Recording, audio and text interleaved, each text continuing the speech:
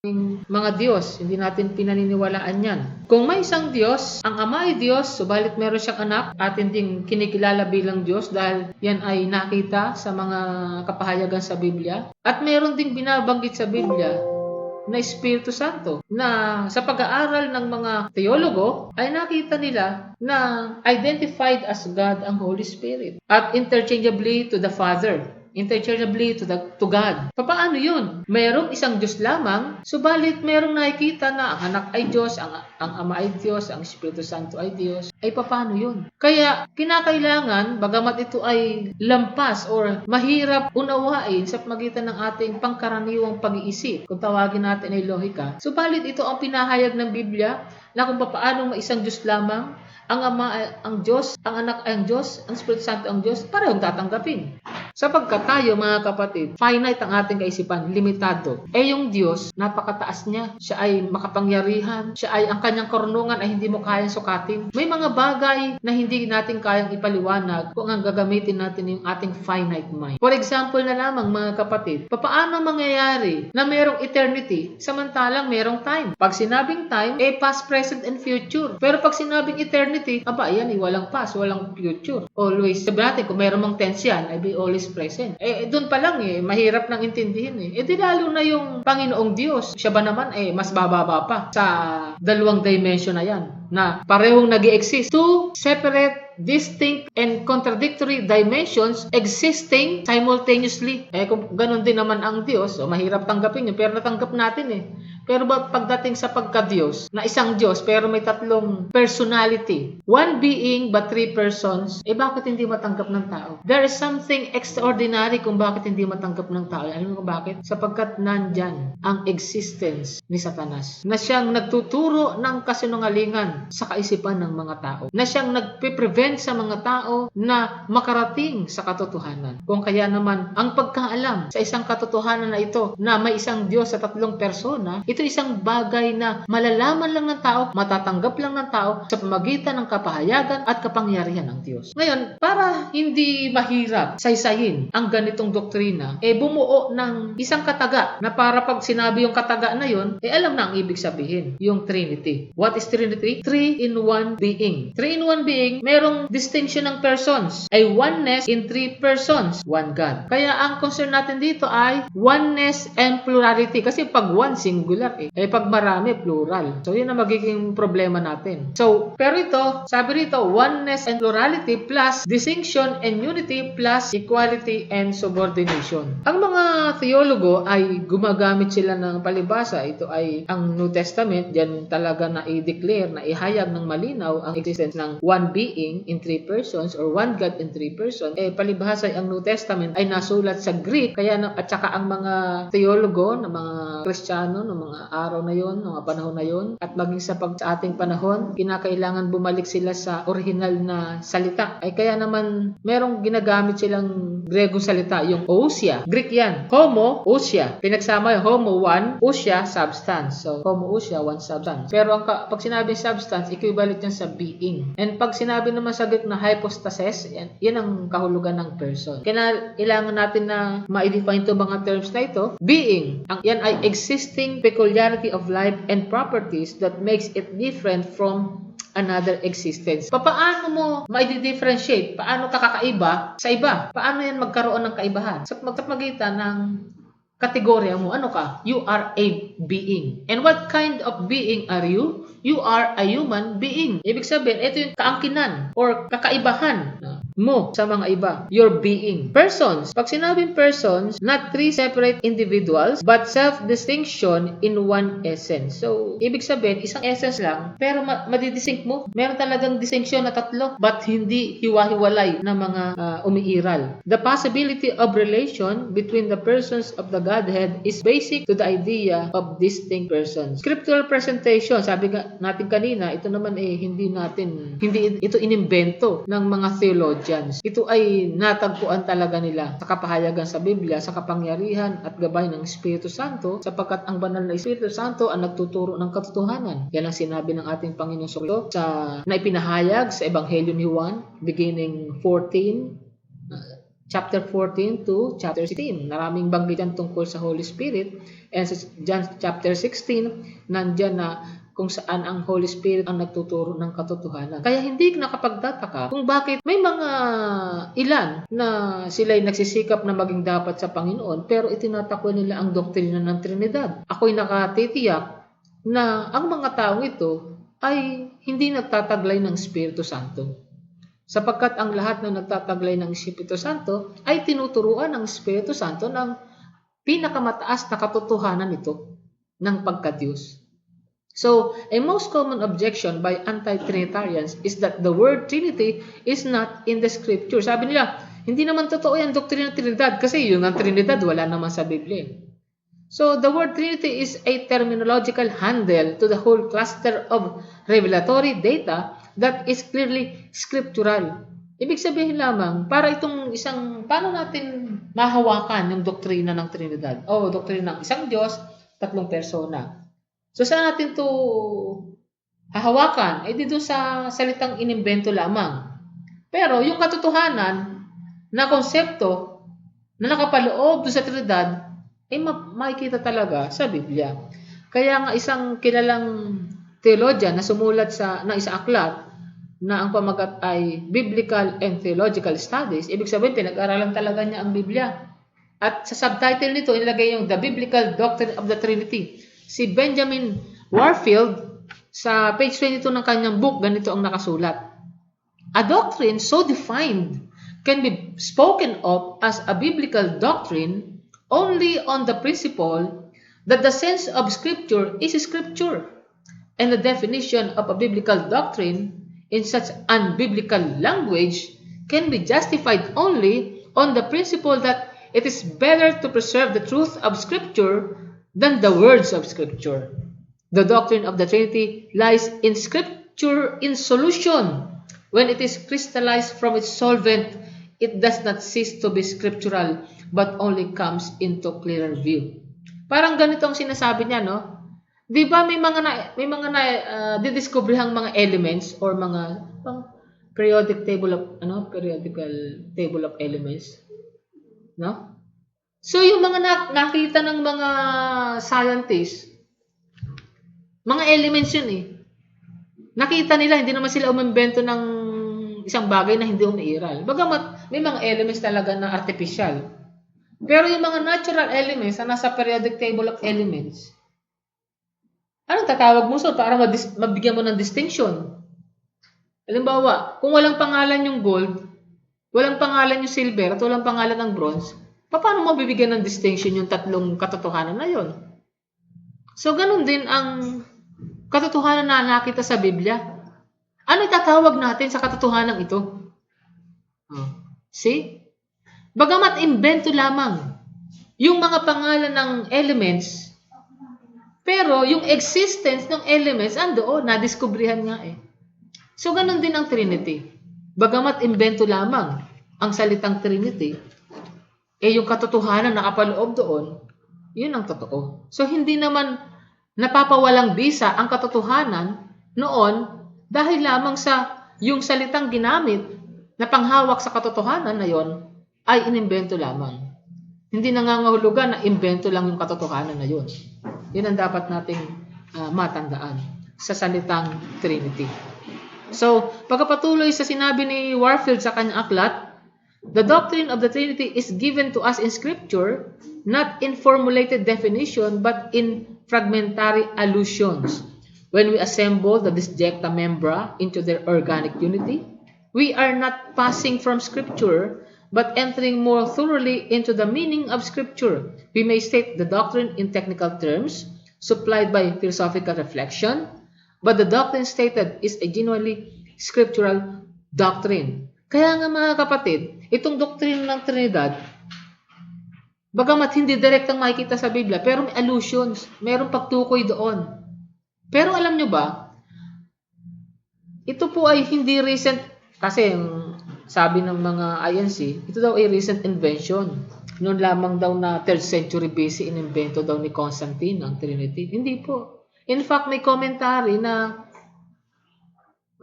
sabihin nating early copies of the Bible the New Testament, na incorporate nga itong doktrina na ito Nailagay doon sa kanilang kopya at nang gumawa ng kopya sa ating panahon, na isama yung commentary na yon, na naging bahagi ng scripture.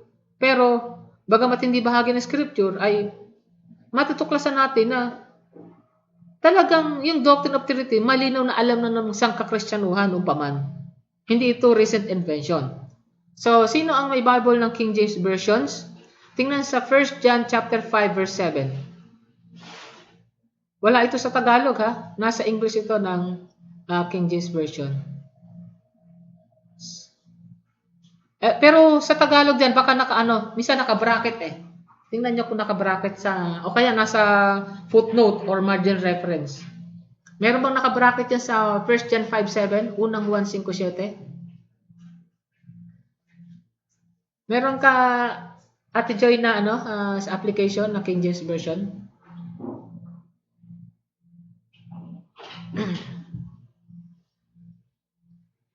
Cesar, meron diyang naka-indicate sa margin reference, 1 John 5:7. Unang 1:5-7, unang sulat ni Juan.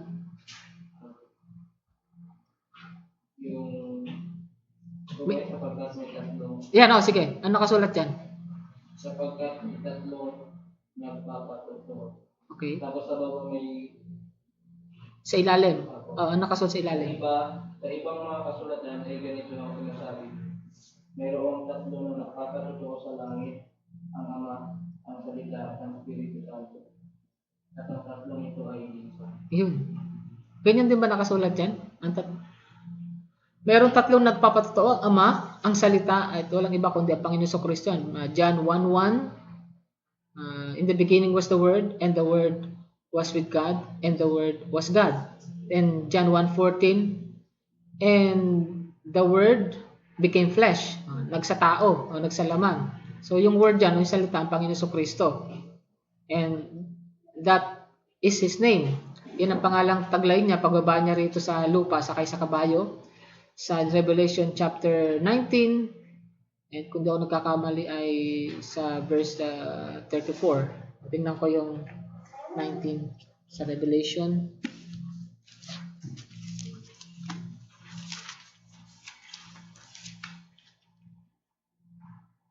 Wala palang 34 ang 19. So, I think dito sa 13 pala. 19:13. Sabi rito, yung nakasakay sa puting kabayo, ang suot niyang damit ay inulubog sa dugo. Sabi, pinapakita niya na siya yung pinatay. Kaya pagbaba ng Panginoon Kristo, yun ang manifestation na dadalhin niya para makilala ng mga Israelita na yung babang galing sa langit ay yung mismong ipinapatay ng kanilang lahi. Tigmak ng dugo, at ang tawag sa kanya ay salita ng Diyos. So, His name is the Word of God. So, Panginoon Kristo yan. So, bagamat yan ay nasa margin reference at napaka-early ng hindi yan latter insertion. Hindi po insertion yan ng kamakailan lamang. Sa yan? Ancient commentary na napasama sa early copies. So malinaw lamang na doktrina talaga ito ng sangkakristyanuhan. So while uncompromising in monotheism, pag sinabi nating monotheism ay paniniwala sa isa lamang Diyos. Okay? At hindi natin yan ikinokompromiso. Bagamat nakita natin ang Ama, ang Anak, ang Espiritu Santo ay Diyos sa mga talataan ng Biblia, hindi natin isusuko ang paniniwala natin na may isang Diyos lamang sapagkat nakasulat din sa Biblia. There are indications of plurality in the Godhead. One God, so that is singular, one. And yet, in singular, there is plural. Okay? So the doctrine of the Trinity is a New Testament doctrine. It is forced upon the reflection of the church because of the revelation of Jesus Christ. Kung magbabasa ka ng Old Testament, hindi mo malinaw na makikita yan. Nung naipaliwanag lamang ng ating Panginoon Kristo, sapagkat sabi sa John 1:18, wala kailanman nakakita sa Ama, kailanman, kundi ang Diyos Anak lamang ang nagpakilala sa Kanya sa ating panahon. Kaya ano ipakilala, of course yung Ama, di pinakilala ang Diyos. Yan. Kaya papasok din yung pagpapakilala na ang isang Diyos ay may tatlong persons. Precisely because Jesus Christ pre-existed in the Old Testament, it is not surprising that on New Testament informed reflection of the Old Testament, we see intimations of Him. Ito ang hindi matanggap ng mga INC na ang Panginoon Kristo ay umiiral na o mababasa na sa lumang tipan, sapagkat para sa kanila, ang Panginoon Kristo ay umiiral lamang nung siya ipanganak. Pero meron ditong mga talataan, lalo na pag tatalakayin na natin yung Christology, nandun mabasa natin na ang Panginoon Kristo siya pala yung Yahweh, na hindi lang yung Ama, kundi yung Anak, siya rin ay tinatawag na Yahweh sa Old Testament. And in fact, kaya nakikita ang Diyos sa lumang tipan. Kaya sabi ng Panginoong Kristo, or sabi ni Juan sa kanyang ebanghelyo at maging sa Timoteo, 1 Timothy 6, ang Diyos hindi nakikita. Yung Diyos na yung tinutukoy din yung Ama. Kasi yun ang parang papaano i-address yung Ama. Usually, na-address yung Ama as God. Pag minabasa ka sa Bible na God, yan ay tumutukoy sa Ama. Sapagkat, of course, as belonging to monotheistic religion, ay yung pagkaama naman ng Diyos ay hindi naman talaga hayag na hayag yan Sa New Testament lang din pinakilala yung pagkaama ng Diyos Kaya ang Ama ay described as God. Pero yung Diyos na nakikita sa Old Testament, yun po ay ang Anak. Sapagkat ang isang karakteristik ng Ama na hindi taglay ng Anak, sapagkat yung Anak nakikita dahil mayroon ng nagkatawang tao na kahit nga yung Holy Spirit hindi nakikita, pero nagkakagawa siya ng kaanyuan. Nag-anyo siya na kalapati, nag-anyo siya na dilang apoy. Pero yun, mga temporary lang yun, manifestation. Yung Holy Spirit, kasi ang Holy Spirit nga sa Greek, ruwak ibig sabihin, breath-like or malahininga. Ang hininga hindi naman nakikita.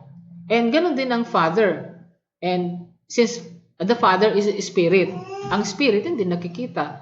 Maliban na gumawa siya ng impression.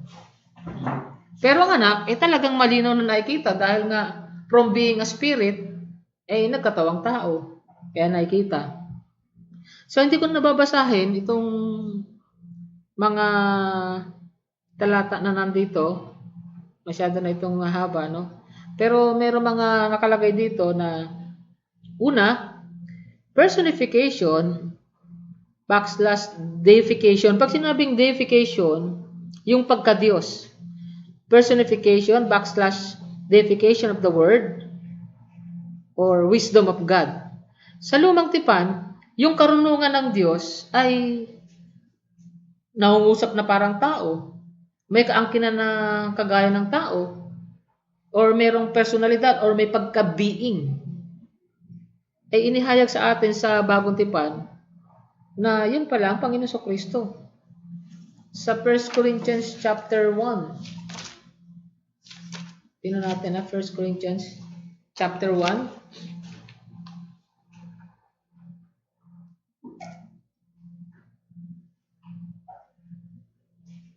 verse 24. Ngunit para sa mga tinawag ng Diyos, Hudyo man o hindi, si Kristo ang siyang kapangyarihan at karunungan ng Diyos. Christ is the power and wisdom of God. So yung wisdom na nagsasalita sa Old Testament, yun po Panginoong Kristo pala yan. So akala lang hanggang personification lang or figure of speech. And yung wisdom, matatrace mo na talaga siya Diyos kasi creator siya Meron siyang kakayahan or ability to create, sabi sa Psalms 33:6 and 9. So, for your private reading, basahin nyo na lang yan, Proverbs 8:22, wisdom given personal characters and divine attributes. At yung diskurso ni Job sa karunungan sa Job 28:20 hanggang 28. And secondly, distinction / deification of the Spirit of God. So, sa Hebrew ay Ruach Elohim. Okay. So, Genesis 1:2, with God in the creation narrative, kasama na ng Diyos doon pa sa paglikha. At pwede mo ikumpara sa ibang mga talata dito, Psalm 33:6, Job 26:13, Job 33:4, Psalms 139 verse 7, na nagpapakita rito ng omnipresence ng Holy Spirit. Isang katangian ng pagka-Diyos, siya ay omnipresent, nasa iba't ibang lugar, at ang tangi ang Diyos lamang ang meron yan. And yung Psalms 139 verse 7, nandun yung katangian ng pagka-Diyos, yung pagiging omnipresente ng Holy Spirit. And Isaiah 63 verse 10, rebellion against and grieving of the Holy Spirit. Yung Holy Spirit kasi, ang paniniwala ng mga Adventist, ng mga saksi ni Jehovah, ng Iglesia ni Cristo, ang paniniwala nila, power lamang. It is a dynamic force of God. Pero, makikita mo rito dito sa Isaiah 63 verse 10 na meron itong personality, nagigrieve eh. So, pwede bang mag-grieve ang isang bagay na hindi person? Pwede mo bang mapalungkot ang bangko? Hindi naman, no? Oo. Mapadalamhati ang lamesa? Ang mga walang ganon. Person lamang ang merong ganong katangian. So, Haggai 2 verse 5, God's presence is by Spirit. Number 3, distinction over deification for the angel of the Lord o Malak Yahweh. Sa Bible, pag binasa mo sa Old Testament, yung angel of the Lord, ano yan eh? Ina-address as God. Lumuluhod pa nga sa harapan niya eh. Sumasamba pa nga sa harapan niya eh. So itong angel of the Lord, it is one of the prominent titles of God pag nagpapakita siya. Bagamat may mga angels, okay, ang Panginoon, pero merong isang mababasa ka sa Biblia, the angel of the Lord. Merong article na the. Hindi an angel ha. An angel of the Lord, iba yung the angel of the Lord. Pag the angel, pag gumamit ng article, siya lang yun. Hindi siya isa sa mga anghel. Pag an angel, isa sa mga anghel. Pero the angel, ang anghel. Sabihin, nag-iisa. Meron siyang kaangkinan na siya lang. Hindi yung tumutukoy siya sa mga iba pang mga anghel. Kaya dapat makita natin yan, ang distinction ng paggamit ng article. The angel of the Lord, merong isang anghel na kung tawagin the angel of the Lord, and that is the presence of God. Yan mismo ang Diyos. At ang tawag nga sa Hebrew ay Malak Yahweh. At nandiyan ay mga talata, kung gusto niyo na mag-dig deeper tungkol dyan. And number 4 ay indication of distinctions within the divine being. At may mga talata dito sa Genesis 16:7-13, Hagar called the angel El Roi, or the God who sees. Yung angel of the Lord, nasa number 3 pa lang ako. Tinitingnan ko lang yung talata ng number 3. So, Genesis 21:17-20, God and the angel of God appear to have been used interchangeably.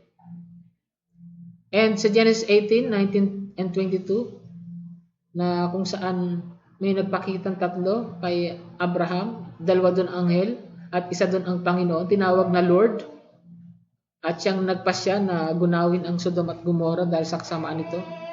And doon sa indications of distinctions within the divine being, Genesis 19:24, merong dalawang Lord. Noong na gugunawin yung Sodom at Gomorrah, yung kausap na Lord ni Abraham, siya ang tumawag ng fire and brimstone para supukin ang dalawang syudad, ang Sodom at Gomorrah. Pero kanino niya kinuha? Yung the Lord out of the heavens. So, hindi makikita yun sa Tagalog. Sa King James English, makikita yun eh. Pero titingnan ko rin dito sa Bible na hawak ko. Genesis 19:24.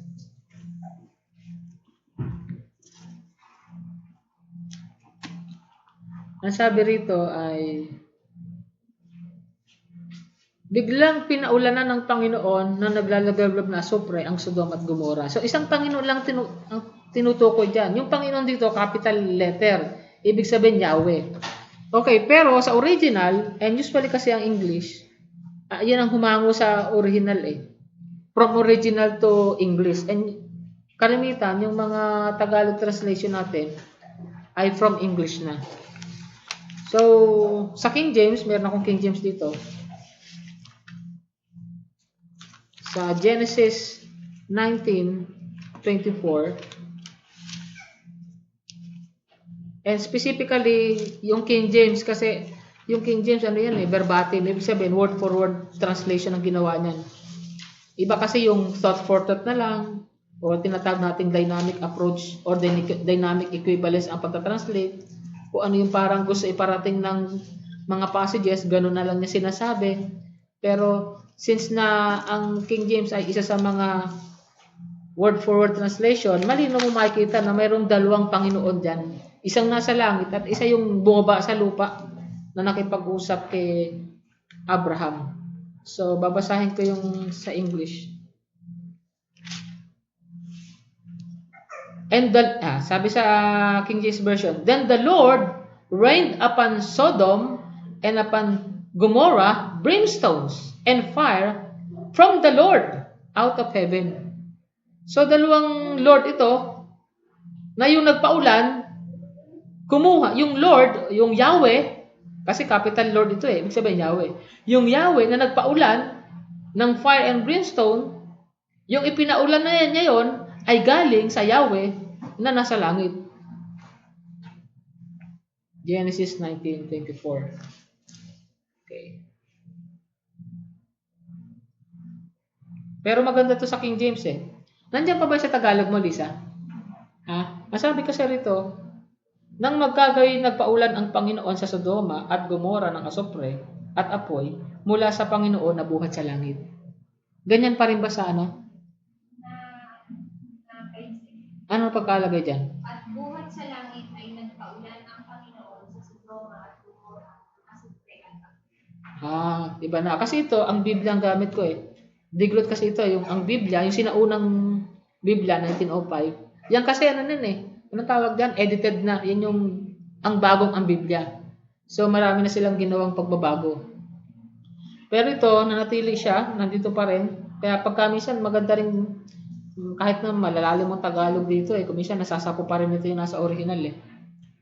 Genesis 19:24, indication of distinctions within the divine being. So marami dyan. Okay, kagaya ng sa Hebrews 1:8. Mantakin mo, no?